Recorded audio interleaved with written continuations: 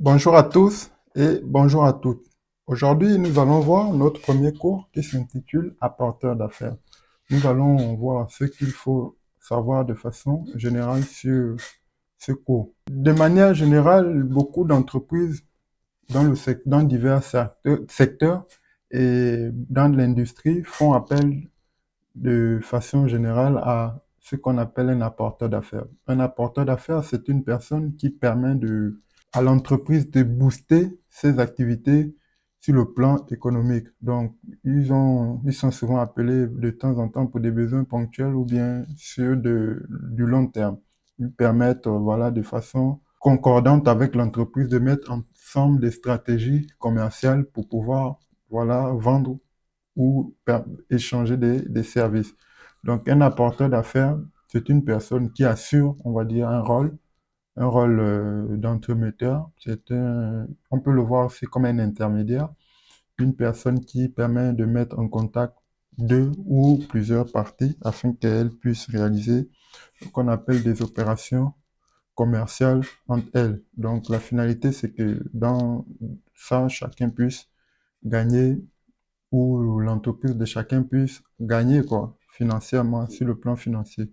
Donc, pour comprendre ce qu'est le métier d'apporteur d'affaires, nous allons essentiellement nous baser sur 4 points. Le premier point, c'est qu'est-ce que c'est l'apport d'affaires, pourquoi faire appel à un apporteur d'affaires, et puis comment rédiger un contrat d'apport d'affaires.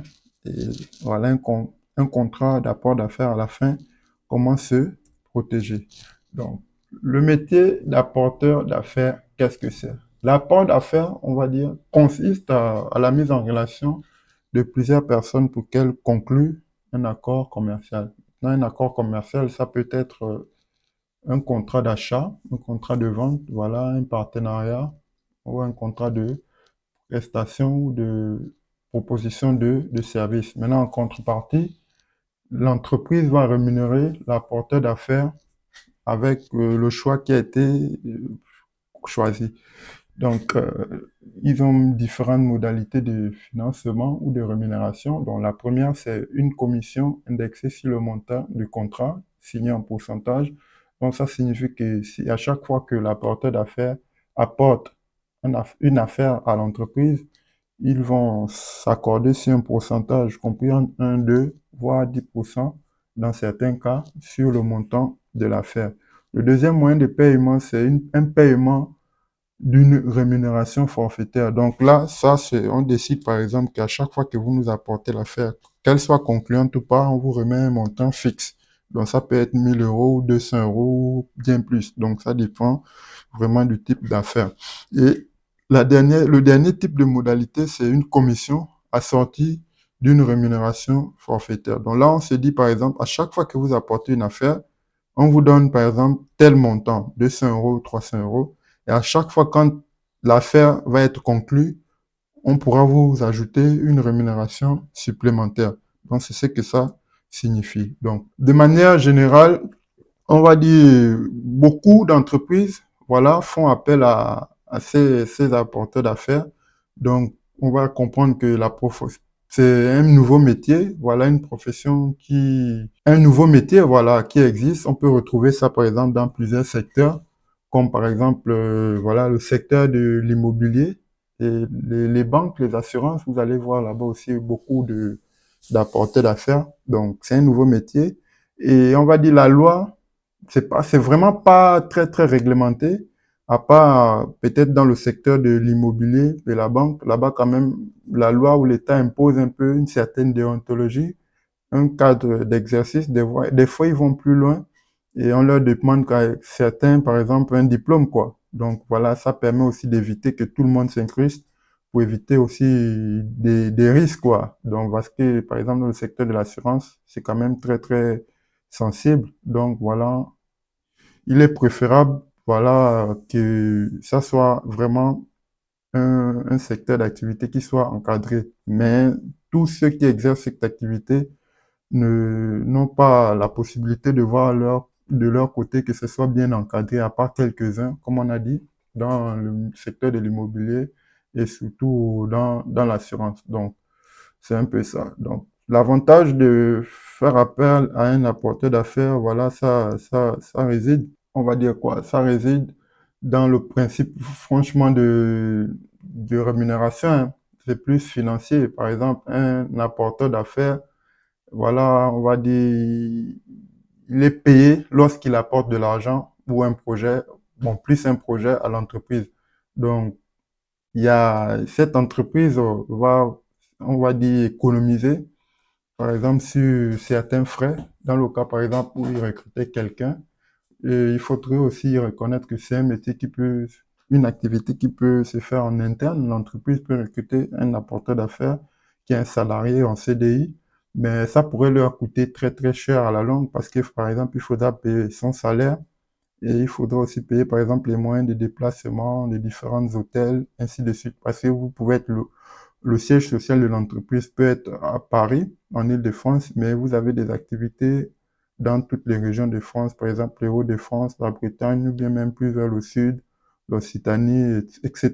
Donc, il faudra payer les moyens de transport, que ce soit les billets de train, les billets d'avion ou de voiture, location d'hôtel, ainsi que le logement. Donc, c'est plus, on va dire, pour des besoins économiques qu'on fait appel à un apporteur d'affaires parce que sur la longue, il permet à l'entreprise, voilà, certaines, d'éviter certaines charges, quoi.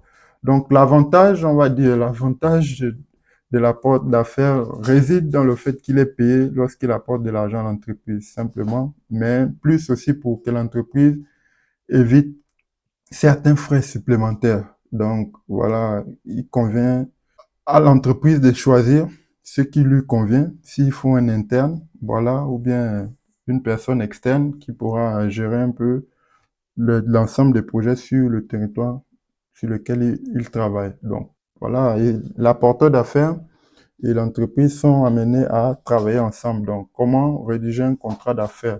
Donc, il faut savoir que les contrats d'affaires sont généralement des contrats très clairs, bien détaillés, sur mesure. Donc, bien, il y a certaines clauses, comme à tout contrat.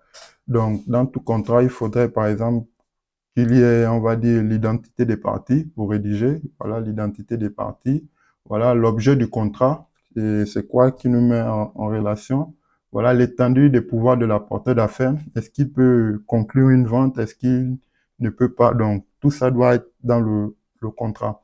Donc, les types de produits et services qu'il va présenter à nos clients, les clients qu'il va prospecter. Voilà, les différentes commissions, à savoir à quel moment précis, on a le droit à une commission, les modalités de calcul de paiement de ces commissions, donc la durée du contrat, si c'est sur le court terme, le long terme, et puis les conditions de rupture au cas où ils sont amenés à ne plus s'entendre. Donc là, ce point, on va voir maintenant le contrat d'apport d'affaires, comment se protéger.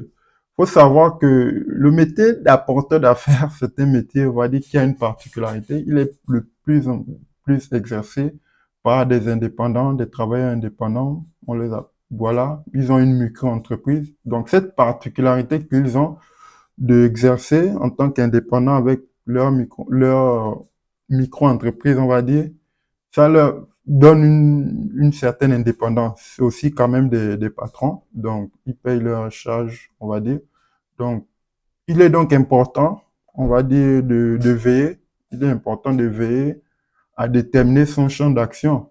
Parce que bien qu'il soit totalement indépendant, mais il devrait avoir des limites, quoi. Donc, dans le contrat de vente, avant que ça ne soit conclu, l'entreprise devrait normalement être informée des différents risques pour que l'apporteur d'affaires ne dépasse pas les pouvoirs qui lui sont confiés. Voilà, il y a aussi d'autres risques, par exemple, qu'il ne détourne pas certains moyens ou fichiers. Par exemple, quand il conclut des ventes, par exemple, avec d'autres clients, vu qu'il est l'intermédiaire, donc il peut avoir accès à certains fichiers clients confidentiels.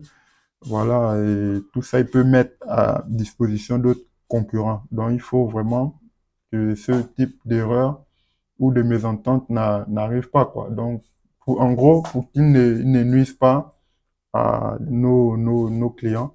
Donc, pour éviter, on va dire, tout problème ou tout litige à la longue, il est important de reconnaître ou de préciser les différents droits et obligations de l'apporteur d'affaires. Donc, c'est très très important afin que s'il y a un risque ou bien il outrepasse, lui-même il puisse savoir quels sont les risques qu'il encourt quoi le plan pénal. Donc on va dire de façon simple, on va dire un contrat d'apport d'affaires, comment se protéger. Donc on va dire il est obligatoire et pour que tout le monde se protège parce que à la langue lorsqu'on propose des services à des clients potentiels, il faut s'assurer, par exemple, que le contrat ou les différentes parties respectent l'ensemble des clauses qui sont assignées à chacune des parties. Donc, ce sont des éléments à prendre en compte. Donc, il est obligatoire à ce que chacune des parties puisse respecter. Voilà, parce que l'apporteur d'affaires, on va dire, par rapport à notre entreprise, lui, il a un mandat spécial qui lui autorise, par exemple, d'avoir accès ou de conclure certaines ventes à notre place. Donc, voilà, mais il y a une réflexion aussi préalable à mener avant que tout ceci ne soit, on va dire, ne soit réalisé. Donc, il est important que pour chacune des parties, de respecter le cadre réglementaire qui est réservé pour l'ensemble des projets. Donc, on va essayer de voir un peu en résumé tout ce que nous avons dit. Voilà, l'apporteur d'affaires, c'est une personne qui met en relation une ou plusieurs parties en fonction du type de rémunération. Donc, on a vu qu'il existait, on va dire, trois types de rémunération. Une commission indexée sur le montant du contrat qui est signé, c'était en pourcentage. Un paiement d'une rémunération forfaitaire. Et la dernière, c'était une commission assortie d'une rémunération forfaitaire. Donc, ça, c'est ce qui est le type de rémunération. On a aussi vu que faire appel à un apporteur d'affaires, c'était plus sur le plan économique. L'entreprise s'évitait certains frais ou certaines charges supplémentaires. Et voilà, vu que l'apporteur d'affaires sera amené à conclure certaines ventes à notre place, voilà, donc il est essentiel que toutes les différentes modalités d'exercice soient encadrées par un contrat et les contrats doivent être signés par l'ensemble des deux parties. Et il est essentiel même que ce contrat soit rédigé par des juristes et des hommes de droit. Et au cas où chacune des parties ne respectait pas l'ensemble des engagements, ils venaient par exemple à outrepasser. Ça peut être l'entreprise qui ne respecte pas ou la portée d'affaires qui s'éloigne un peu du champ d'action. Donc, il faudrait qu'il y ait des clauses pénales à l'intérieur afin que chacun puisse en répondre, quoi. Donc, ça, c'est le premier cours. J'espère que, voilà, vous avez essayé de comprendre l'essentiel. Mais par rapport à ça, vous pouvez aussi approfondir vos recherches un peu plus avec des différentes recherches sur le net. Donc, merci. Nous allons passer au prochain cours.